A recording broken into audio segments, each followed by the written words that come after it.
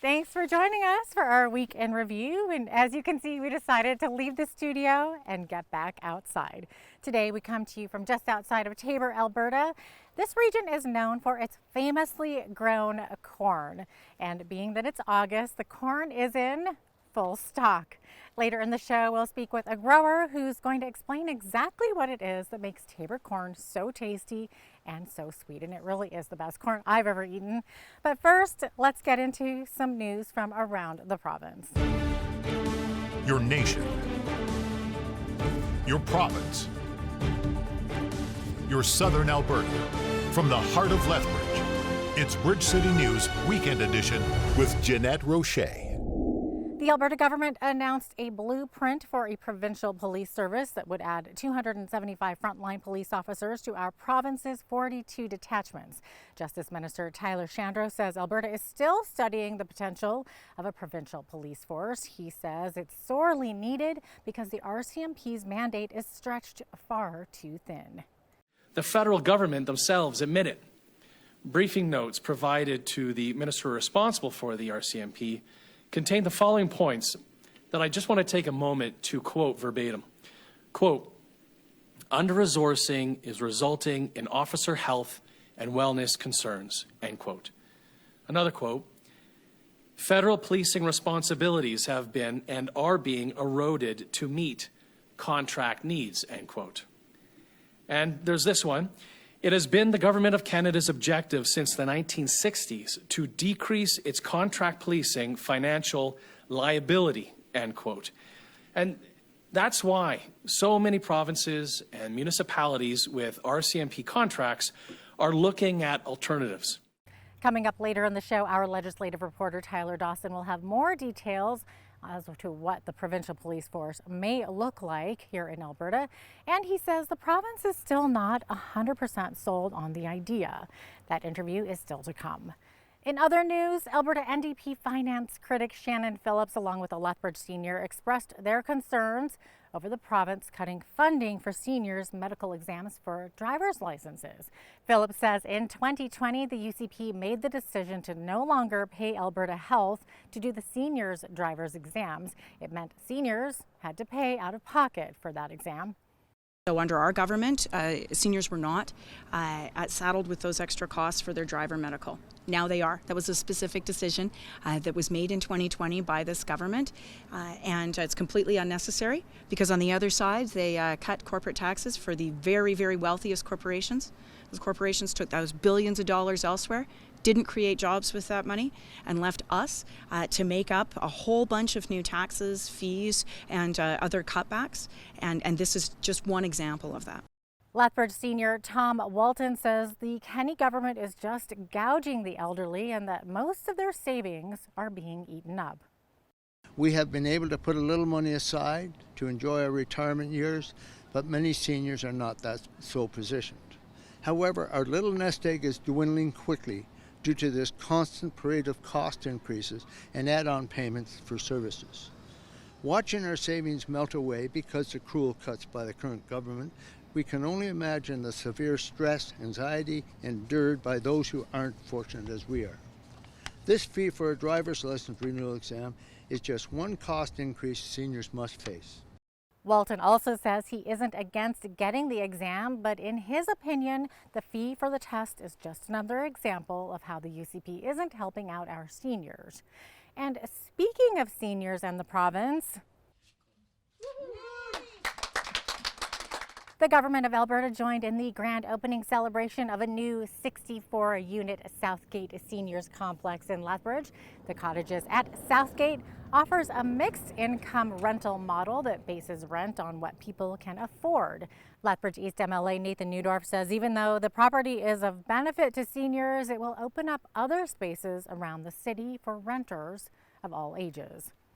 We all know here, not just in Lethbridge, not just in Alberta, right across Canada, there's a housing shortage. So whenever we pull a project like this forward, 64 beds, that's a significant number for Lethbridge. Now this project is specifically meant for seniors and to support them. But what it'll do is, because of the Lethbridge Housing Authority and their work, it'll open up other spots in other areas of the city to pull in those who need supportive housing in other areas. Up next, apparently not everyone with the province is on board with the provincial police force in Alberta. Our legislative reporter Tyler Dawson will have those details shortly. Stay with us. The idea is to sort of take some of these services and move them from Edmonton and Calgary into smaller sort of population areas. And what the government says this will do is set a minimum detachment size of 10 officers.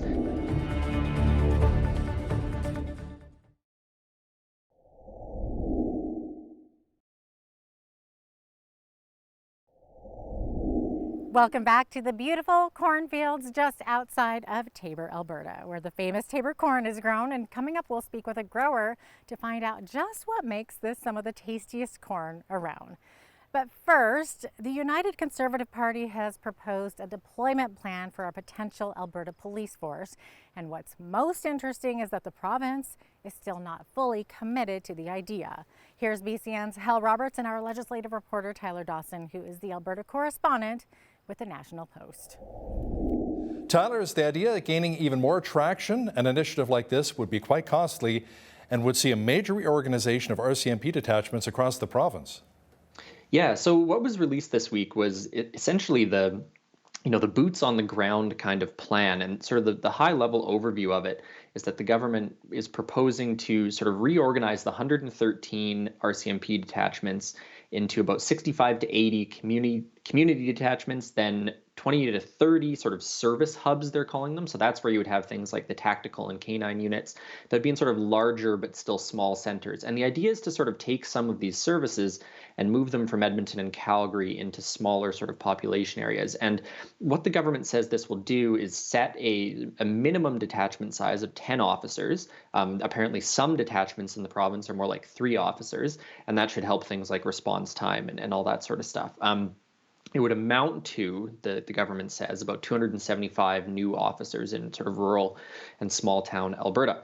So this is sort of the logistics of it, not a super exciting announcement, but it gives us a look at what this could look like. And as you mentioned, the really strange thing is they haven't fully committed to it. They're still in sort of the study phase, the consultation phase. There will be even more consultations with Indigenous communities if this goes ahead. I asked Tyler Shandro on Tuesday, the Justice Minister, I said, look, can you put a number between 1 and 10 on where you guys are at on this? And he said, well, it's really going to be up to the next government to make a decision on this. So, it could be another UCP government, could be the New Democrats who have been, really critical of this. They called it a boondoggle on Tuesday. So probably not going to happen if the NDP forms government next spring. And a lot of the detractors, those who are against the idea of an Alberta Provincial Police Force, have been talking about how much more money it will cost Alberta taxpayers. What are you hearing right now? Well, that's right. In particular, the rural municipalities sort of came together at a general meeting earlier this year and sort of officially said, no, we don't approve of this. We don't have enough answers. We're worried about a downloading of costs. And the issue basically is that with the RCMP, you have a cost sharing agreement between the province, municipalities, and the federal government. And I believe the federal government's chunk of that is about $170 million. So the province would lose that money if it transitioned to its own police force, and would have to make it up somewhere else. And then, of course, there's all the rest of it, right? There's detachments. Do you need to build them? Are you going to rent them or lease them? There's the equipment. Are you going to buy that from the RCMP? Do you have to source it? So there's a whole sort of separate pot of money, I think about $400 million that would have to go to simple transition costs. So, there's the deployment issue, there's the politics of it, and, also the financial implications.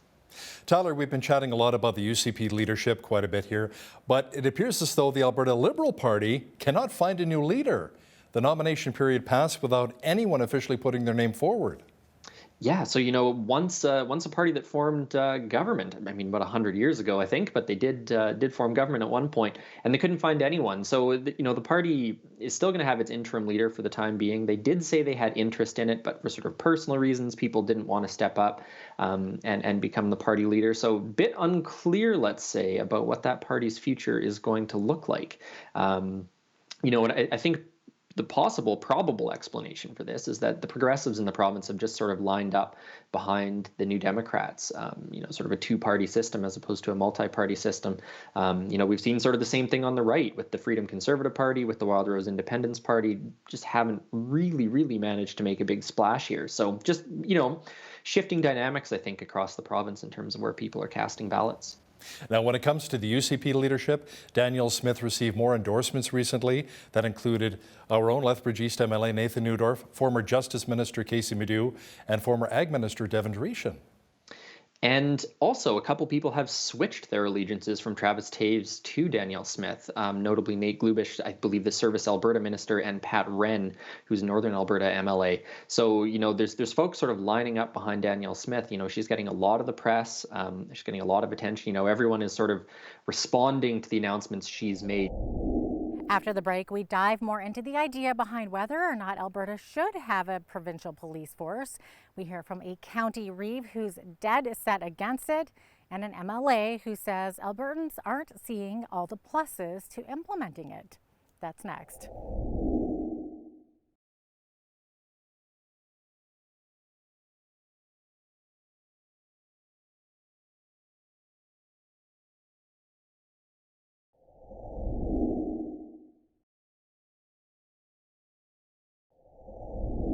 Welcome back. We continue to join you from the cornfields just outside of Taber, Alberta, and it's harvest season. Later, we'll find out what makes Taber corn some of the best in the country. In fact, it's so special, the town even has a festival in honor of its famous vegetable, and we'll get into that a bit later. But first, we want to take a deeper look at the two different sides to the argument of Alberta implementing its own police force. Other areas of the country have done it, but would it work for Alberta? First up, we hear from Lethbridge County Reeve Tori Campbell, who says it would be just too expensive. Coming out of the Fair Deal panel that the government of Alberta had commissioned, coming from that panel, one of the recommendations to come out of there was that the province explore the possibility of a transition to a provincial police service. I think, yeah, definitely. Cost is obviously a paramount concern to the county. We have a very limited amount of resources to work with, and any further strain on that has to go towards policing is obviously of great concern. We're happy with the current arrangement that we have with the RCMP. We fully acknowledge that there's work to be done to improve that relationship and to increase that level of service within the county. But at the same time, we feel that we can work within that current relationship, build and strengthen that, and come out in a favorable position. Yeah, I was actually going to ask you about your local detachment of RCMP. You must have a great relationship with them. What are their thoughts and feelings on this? Are they neutral about it? Are they happy? Are they upset? What are you hearing? Yeah, so when we travel to Edmonton for our RMA convention, we have the opportunity to meet with K Division and talk with some higher ranking officials there within the RCMP. And we've relayed to them and will continue to that we appreciate the support that we receive. We appreciate the relationship. And what they've communicated to us is that they're very much engaged in working with us. There's been no indication from anyone on the RCMP side of the table that they want to move away from policing. I know that's kind of been bantied about a bit, but there's been no indication that there's any appetite from the RCMP to move away from that. They want to provide a service, and they want to provide it in a cost-effective manner to municipalities. Reeve Campbell does give a pretty compelling argument, but so does MLA Drew Barnes, who says Albertans aren't seeing the whole picture when it comes to the benefits a provincial police force would bring. Take a look. Well, I think part of the problem there is Premier Kenney. My goodness, in his third year, he has lost so much trust with Albertans and Alberta municipalities. He hasn't clearly conveyed to our municipalities how it would work and how the cost would be. As an example, I understand that right now the federal government supports Alberta to the tune of about $350 million a year for policing. But again, in some municipalities, We're understaffed. And secondly, the cost of policing has just been increased substantially. I mean, God bless the individual work that individual RCMP officers do, but I understand they just all got a $20,000 retroactive raise, which of course, eventually the taxpayer will have to pay that. So with the other financial situations that Ottawa's boxed themselves into, it's only going to get less and less likely that they'll continue to support policing, through Alberta. So let's put Alberta families first in mind. Let's make our communities safer. Secondly, let's have more say over our police force and where we need them. And thirdly, let's show the rest of Canada that it's time that Alberta be treated with equality and fairness, that we get resource movement, and doing things like the police force are a step towards showing that we can be more autonomous. For many people in Alberta, this has been a tough 2 or 3 years, even longer with the change in oil pricing 5 or 6 years ago. And municipalities are hearing from their constituents that they can't raise taxes anymore. So good, caring councillors and mayors and reeves are concerned about having to pass more costs back to their ratepayers. So I think that's where it starts. But then the secondary problem is sometimes I'm hearing about how, because of staffing issues, that the RCMP can't be in enough places throughout rural Alberta, especially. So we need to have these services. Well, we hope that we brought you two very strong sides to this ongoing argument and that you can decide for yourself if this is something Alberta needs. After the break, as promised, a look at this very special place that surrounds me. Keep it right here.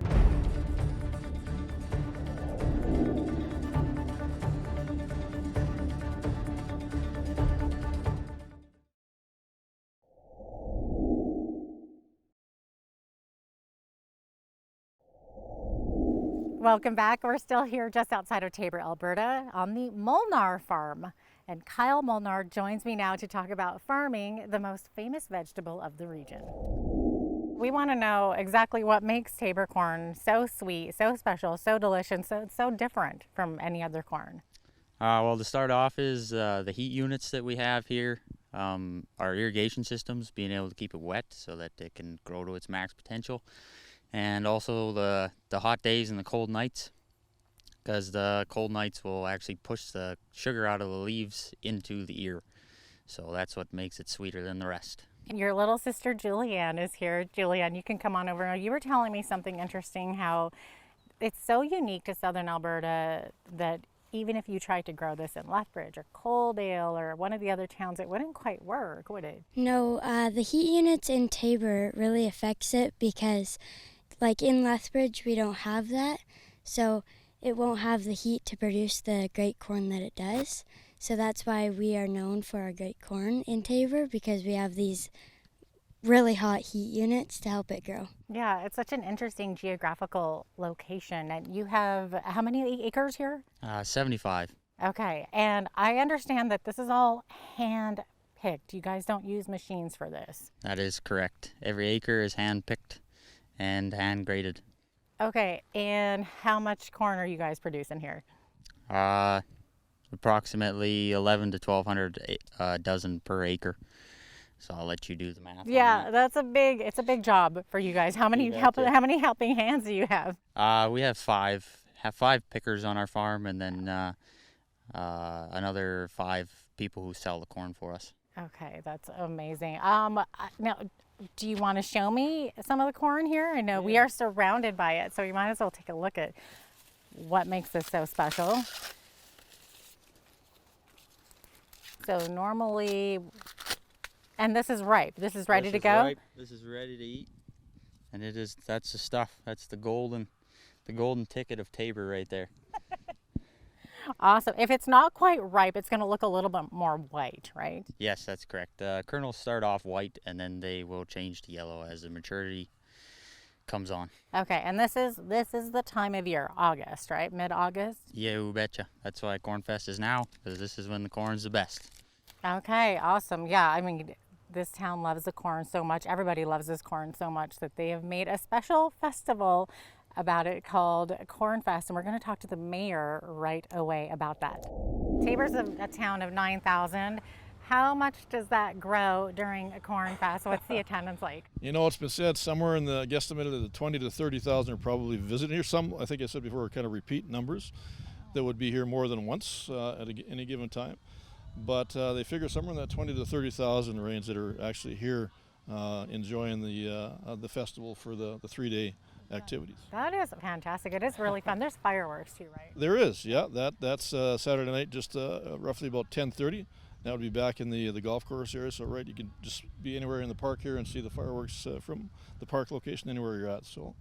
And Mayor Prokop, you mentioned this was the 36th annual? 37th annual. 37th yes. annual. Yeah. Okay. Yeah.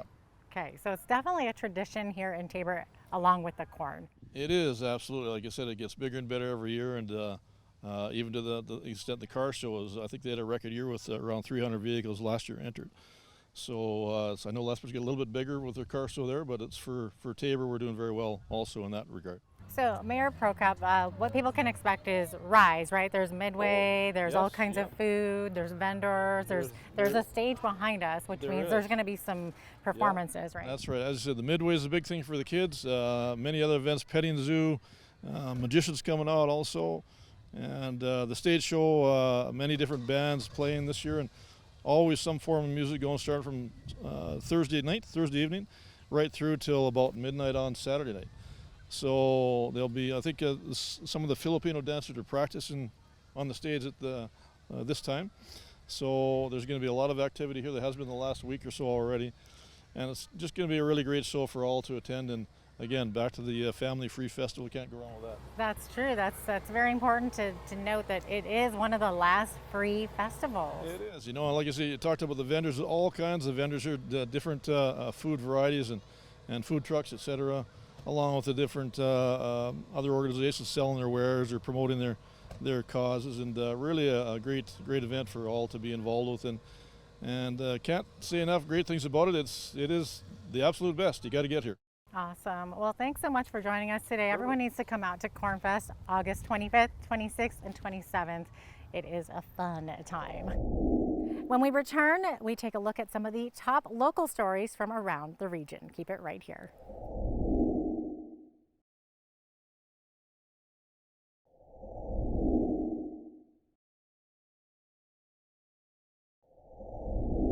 Welcome back. Lethbridge police have amended charges against a 40-year-old woman in connection with a hostage-taking incident on July 14th.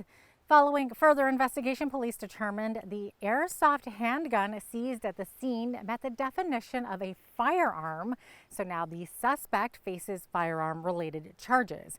Courtney Louise Shaw of Lethbridge also faces charges including attempted murder, aggravated assault, and taking a hostage. The victim, Catherine Linder, was released from hospital and continues to recover after receiving multiple stab wounds to her neck.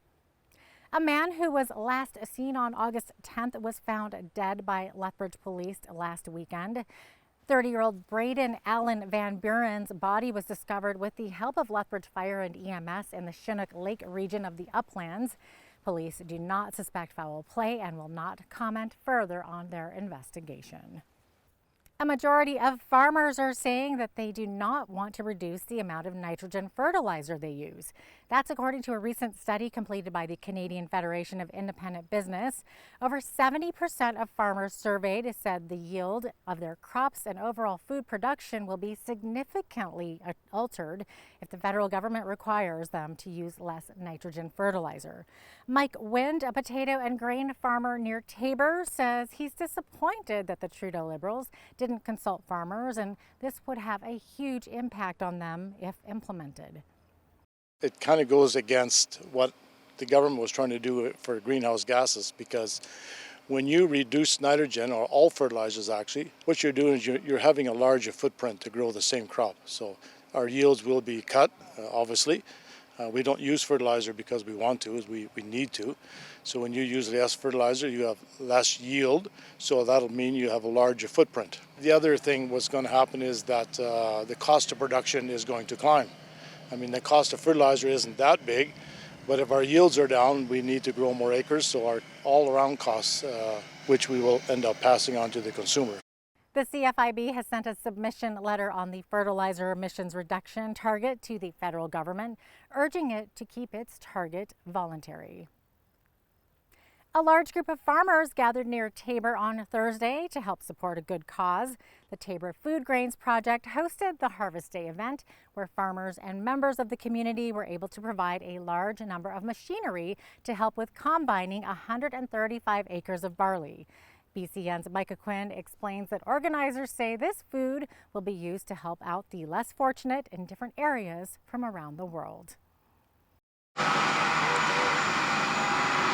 Farmers were busy harvesting barley as part of the Taber Food Grains Project, which supports the Canadian Food Grains Bank. Around 200 farmers and residents from the area made their way to a field just east of Taber for a free lunch and a chance to help out. Jeremy Wind, the chairman for the Taber and District Food Grains Project, says it's always exciting to see the community come down to help shine a light on a good cause. We get, the seed donated, and we get all this equipment here.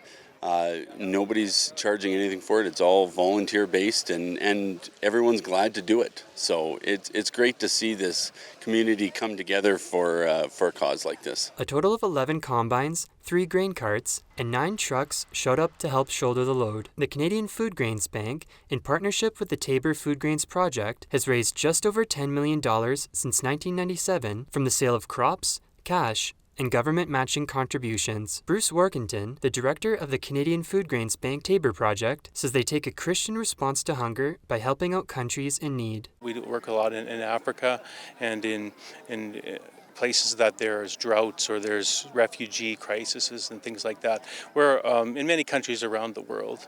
Our proceeds work in collaboration with other organizations who are also working to alleviate world hunger. So we work through other international organizations. Organizers say they are hoping to raise $200,000 for this year's event. For Bridge City News, I'm Micah Quinn. Alberta Premier Jason Kenney announced a new campaign to bring more skilled workers to Alberta. He says the focus will be on reaching out to those in various sectors in both Vancouver and Toronto. The campaign will be launched in 2 phases. The first, that starts today, will be in transit stations and buses and trains in Vancouver and Toronto areas, and targeted to young professionals across the full range of digital and social media platforms. All ads will point to a new website, albertaiscalling.ca. That's albertaiscalling.ca. The second phase will launch in mid-September and feature some bolder and more high-impact tactics. I plan to make a trip to Toronto to launch Phase 2, so please stay tuned for that. Coming up after the break, BCN catches up with UCP leadership candidate Brian Jean. Stay with us.